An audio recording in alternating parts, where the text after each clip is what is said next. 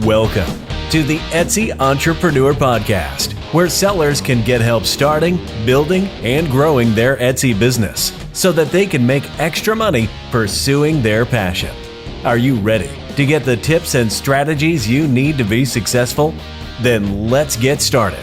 Here is your host, a top 1% full-time Etsy seller, LL. All right, guys, what is up? Welcome back to another episode of the Etsy Entrepreneur Podcast. So I got another good episode for you guys planned today. Hopefully you enjoy it and get a lot out of it, as always, and use the stuff that I'm telling you to help your own shop and your own business continue to grow and continue to flourish.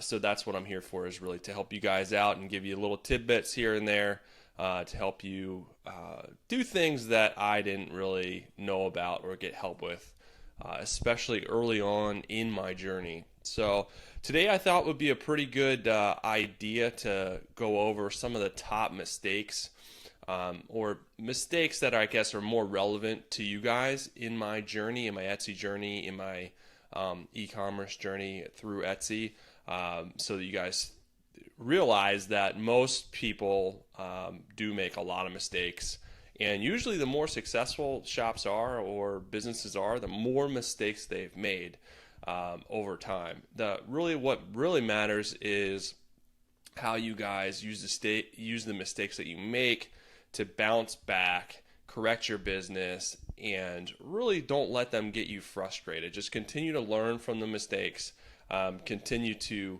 make adjustments, and just realize that mistakes are going to happen, that everyone's made the mistakes in their business, and that it is a common thing. So don't let it frustrate you guys. So I'm going to go into a couple here. So the first thing I want to talk about is kind of an older strategy that I made the mistake early on in my Etsy journey. And this may be something that some of you still do, but early on it was kind of running rampant that there was renewal strategies, especially with Etsy, that you would get an SEO boost for new listings, new renewed listings. So I fell into that trap of continuing to renew my listings, even the ones that I've already had. You would just basically go in there and renew them, daily or weekly, multiple times, to give them that SEO boost in the hopes that someone would, see and buy those products. Well, as it turns out, that's not a viable strategy. So if you're using that strategy now, I would highly recommend that you stop that strategy. Etsy does give you a small SEO boost for brand new listings, just to see if people are going to buy them or not, and then they start ranking your SEO after that. But if you continue to renew those listings, it's not really going to help you. And Etsy actually says that it's not going to help you. It's not a viable strategy. In the handbook, it actually says that. So for people that have that or using that as a strategy, it's really not viable. And what you're doing is eating up, money, and it adds up. Even though it's 20 cents, if you have 100 listings that you're renewing weekly, that starts to really add up over time. So I fell into that trap. I did that strategy for a while until I decided to stop. I did that, I did some more research and realized that it wasn't a viable strategy. And, when I stopped, I didn't notice any difference. It's not like my shop tanked or anything like that. So I figured it out on my own. So just make sure you guys are not using that strategy. If you feel like that's helping you, then that's all, that's totally, you're welcome to do that strategy, but they say that it doesn't help as far as being a viable strategy. So just keep that in mind, especially if you're doing it with a lot of listings that could eat up a lot of your budget. So the next thing that I want to talk about is kind of embarrassing, but so shipping mix-ups. I've definitely had to deal with this where, the way that I ship out my stuff is, I print out all the labels and then I print out all the packing slips. And for the most part, Etsy does a pretty good job of organizing it, where if you're sorting your stuff out, you take the packing slip and usually the label is on top. That equates with that packing slip, if you're printing it out from the right side or whatever. So usually it's pretty easy. You take the packing slip and then you get the product and you match it with the shipping label and you ship it out. So you have two different piles and then you have your pile of products or whatever. So you go through that. So there's been a couple of times for whatever reason, I don't know what I was doing, but you basically you pack the wrong product with the wrong shipping label. So you put the wrong product with it's the right product, the right packing slip, and the wrong shipping label envelope. Because I use envelopes to mail out my stuff. So I've basically mixed people's orders up. So whether I grab the wrong envelope, just kind of, going through, just trying to rifle through it as fast as I can. Whatever I did, I would switch, send someone the wrong shirt, basically swap the shirts. That's what I did it with those specific products. So it's very frustrating, and people are pretty upset about it. They're pretty ticked off a lot of times because they're expecting one thing, they get something completely different. So now, I try to just be more careful. Mistakes happen. I mean, we're all human. You just have to understand that mistakes happen. The best thing to do is, reach out right away and apologize profusely and just make it right. Send them a prepaid shipping label to ship the stuff back, and then you ship them the correct stuff. I tried early on to email people that had the wrong stuff, a shipping label, and get them to ship it. But I mean, that saves you a little bit of money, but that gets really a little nerve-wracking because then you have to count on that person to take the product to the post office in a timely fashion. Otherwise, the other person's not going to get their stuff. So it's nerve-wracking. I don't like leaving it up to other people. So I just send them shipping labels to send back the wrong stuff, and I just ship them the new stuff. It just saves time. You lose a little bit of money anyhow, but it keeps the customers happy, and then they get the right product. So I've never had anyone leave me a bad review because I've always reached out and apologized profusely and shipped them the new stuff right away. So I think this has happened 2 or 3 times. Every time I'm like, I don't know how the heck I did this. It kind of baffles me. I mean, some people's names are similar, I guess. So if you have 2 people named Jessica and you're not looking at the last name and you just happen to grab the wrong the wrong shipping label, I guess I can see how it happens. But just be careful. I would double check your stuff when you're packing it. Don't be in a rush. Don't try to rifle through it. Just double check the names. So hopefully you guys can avoid that mistake. But it's easy to happen if you're shipping on a lot of stuff in the same day. So be careful and don't send people the wrong stuff, because that will not bode well with your customers. The next thing I want to talk about is, and it's not as relevant now, but the reason I want to talk about it is it is relevant because there's a lot of contention right now with the Etsy ads platform and how they changed it, how we have less control over it. They tried to make it simpler. By making it simpler, they also took a lot of the control away. So there are strategies that you can do still to be profitable with Etsy ads. And I actually have a course for this on the EtsyEntrepreneur.com website that you can check out that has strategies that you can use. However, now with the lack of control, you used to be able to control your bid cap and stuff like that, and also control what's your max cost per click and stuff like that. So now you don't have any of that control, so you have to utilize new strategies to try and remain profitable. But I took off when you still could control your bid cap. Basically, was the maximum cost you would pay for a click. I took that off, and my budget for the day was over $100, and because I wanted to see what it would do. I was kind of strategic with the bid caps and stuff like that, paying very close attention. But in the back of your mind, you're like, if I take this bid cap off, will things skyrocket? Is that limiting me on the amount of sales I can get? Well, as it turns out, you take the bid cap off and it just skyrockets. It eats your entire budget up halfway through the day. So I learned that pretty quick, that I just threw $100 away because I took the bid cap off, and it was just you're paying God knows what for clicks, $5 a click, which is $10 a click, which is insanity as far as paying that much for a click on e-commerce. So just keep that in mind. Down the road they may change it to where we can control the bid caps and stuff like that again, but I would just keep in mind, just don't make any drastic decisions. Just, be strategic about the decisions that you're making. Make incremental changes and measure those incremental changes. And that'll help you guys be more successful, and not make any drastic changes that are going to basically sink your performance for that day or longer, depending on what you're doing specifically. So keep that in mind. I just thought that was relevant as far as what's going on now with the platform, and that's why I wanted to mention it. The next thing I want to talk about, and this goes for probably more so for newer sellers.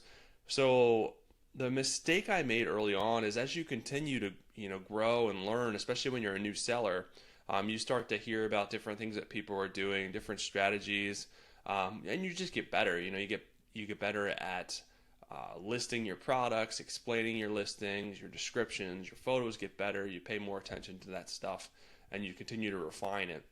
So the mistakes I made early on was, every time I would learn something new or want to implement something new, I would change it for all my listings. So, if you have 100, 200, 300 listings and I want to change the photos for each listing, I would go back, and that was probably the big one, was the photos that I was using. I kept changing my mock-ups that I was using. So I'd have to go back in and change 200-300 listings. And I'd spend all that time, I'd spend days changing all the listings, and then a couple weeks later I decided to change again. So I go back and change them all again. Same thing with descriptions. You update your description template or whatever you're using to make it easier, which if you don't have a template, I would recommend having a template. Just makes it easier as far as what's in your descriptions, especially if you sell a lot of similar products. But anyways, I would go back in and change all those, descriptions, and spend all that time. And a lot of it's just really not necessary, at least until you figure out what you're doing and you have a solid plan for the future, because you're going to want to change things a lot. And if you have to go back and change all your listings every time you make an incremental change, it just really sucks up a lot of your time and a lot of your momentum. So I wouldn't necessarily change things every time. Maybe what you want to do is, with your new listings, you make those changes and just monitor their performance. Does it make a difference? Monitor that. If it doesn't make much of a difference, maybe it's something that it's not necessary for you to change. Maybe it looks better to you, so you do the new listings, and maybe you set aside time each week to go back and retro your old listings that way. But just do it in a way where you're making that incremental change and you're not changing everything at once, because it may not be totally necessary. I still have some of my stuff using old templates and old descriptions and stuff like that. I just haven't changed yet because I stopped doing that. And then some of my newer listings, they're more robust in what I'm doing, as far as my attributes, as far as the different variations that I'm offering are more robust. I could go back and update my old listings to have those offerings too, but I just haven't done that yet, because I'm focused on the new stuff and seeing how that new stuff performs, and then at some point I can go back and start updating or finish updating the other stuff. So, but don't get wrapped up in making constant changes. The other thing I want to talk about, kind of along that, well, not along the same lines, but I'm piggybacking off of changes and that you're making, is with your photography. Make sure that you guys aren't using photo filters that are making your stuff seem not the way that it is, in the worst way that I could possibly explain it. So what I mean by that is, if you're using a photo filter that's changing the color of your item or how your item looks, don't do that. So I made that mistake early on where I had an item that was it was like a weird green. I can't even explain it. It was a weird green color, and I just didn't really like the way that it looked. So I changed the photo to make it a little bit the green a little bit more vibrant, because it just looked better.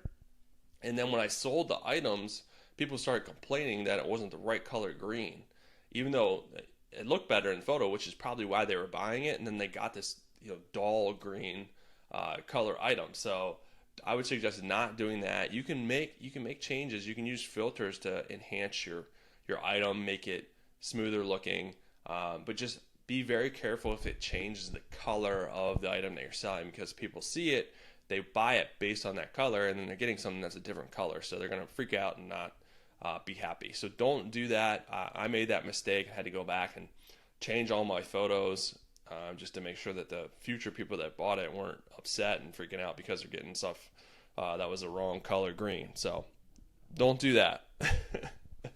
The next thing I want to talk about is SEO. So this is a big one, and it's definitely a huge component of selling on Etsy, SEO, and really e-commerce in general. But one thing I would suggest to you guys is don't get wrapped up into one method with SEO. And I talk a lot about strategy and the different techniques, in my masterclass to succeed with SEO. There's ways to succeed and more than one way to succeed. However, a lot of people make the mistake where they hear it from someone that, hey, this method works great. So they make the changes and they continue, and they only do that one method of, aligning their titles and tags a certain way. There's a lot of different ways you can do, set up your titles and tags. There's a lot of different strategies behind it, but those people make the same changes for all their stuff, and they only use that one method, and then their shop starts to tank. So I would suggest not doing that, trying different strategies with SEO. There's more than one method you can be successful with, and more than one method you can use for different listings, depending on your niche, depending on how, what you're selling. People are different. So that's why you can't just listen to one person that says, do it this way, you'll be successful, because that's absolutely not true. You have to try different methods. Can that one way be successful for a lot of your listings? Absolutely.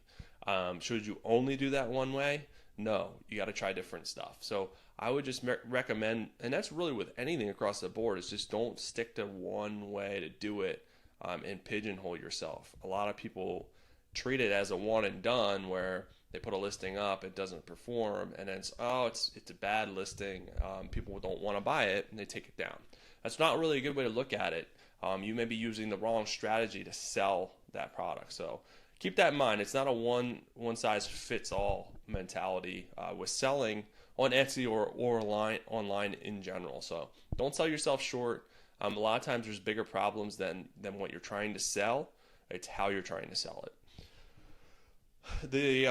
Really the last thing that I want to talk about with you guys, and this is something I see a lot with people talking about, Etsy or selling. There's really a lot of frustration with, people, their shop's not performing, and they don't understand how other people's shops are performing, and they get real caught up in the competition and other sellers. And that's one thing I really want to strongly suggest that you guys don't do. I think it is important to look at your competition. It's important to look at other sellers to see what they're doing, just so you know what's going on. But I don't think you should get wrapped up into how they're performing so much. Because if you start competing with them, or in your mind, you just start thinking, how in the heck are they performing so well and I'm performing so poorly? How do I get to that level? And then really you start to get depressed about it. You start to get frustrated about it. You start to give up. You start to not work on your shop. And then eventually you just stop altogether. So I've seen that many times, and that's one thing that you guys really can't look at. You got to look and see what they're doing, yes, but compete with yourself when you start selling. You start selling, something, and it doesn't make a ton of sales right away, and you're looking at competition, people that have been there for a couple of years. Of course they're going to do better. They've been, in the system longer. They've had a chance for the algorithm to run through all their SEO. They've established themselves through reviews and stuff like that. So compete with yourself. If you have, 3 sales this month, next month try to get 4 sales. Or this time last year you've had, 10 sales. Well, this month try to shoot for 15 sales. Start competing with yourself and your own performance first before you ever try to get to the level of certain competition that's really going to frustrate you. Because honestly, you're seeing the sales, but you don't know what's going on below that iceberg. You're seeing the top of the iceberg, which is the sales that they're making, but you don't know all the work that's going in there. You don't know how many employees they have. You don't know what they're doing behind the scenes to drive traffic. How much they're spending on advertising. You don't know that stuff. So that's why we can't get too wrapped up and too frustrated when our competition's kicking our butt. And another way to look at it is, it's a good thing if they're kicking our butt because we know that there's a potential for us to grow. If your competition was doing just as good as you or worse than you, that's not a good thing. You don't want that because that means there's really no room for you to grow. You're at the top level, So as long as there's competition out there stomping me, I'm ecstatic because I know I can get to that level eventually. And that should be the same way that you guys look at it too. Look at it as incentive to get to that level, not try in a flurry of disappointment to get there, but just use it as a target, but compete with yourself first to get there. So, all right, guys, hopefully you enjoyed this episode. I wanted to give you some mistakes I made along the way. This is by no means all of my mistakes. There's a lot more. These are just a few that I wanted to talk about today that I thought were relevant. Hopefully it helps give you a different perspective, and just so you know you're not alone. We all make tons of mistakes. We just have to work your way through it and bounce back. I'll do another episode with more mistakes. I could probably do a couple episodes easily with all the mistakes that I'm making. So just use the mistakes to your advantage, guys, to bounce back and make improvements in your shop. If you guys enjoy this podcast, if you like the podcast, please leave a review.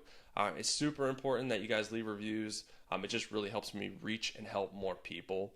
So if you're listening to this on Apple Podcasts or wherever you're seeing the podcast, there should be a little review area at the bottom that you can select the number of stars. Hopefully you find this helpful. Hopefully you give me a good review. But if not, tell me how I can improve and help you guys in the future, with your Etsy business. So until next time, happy selling and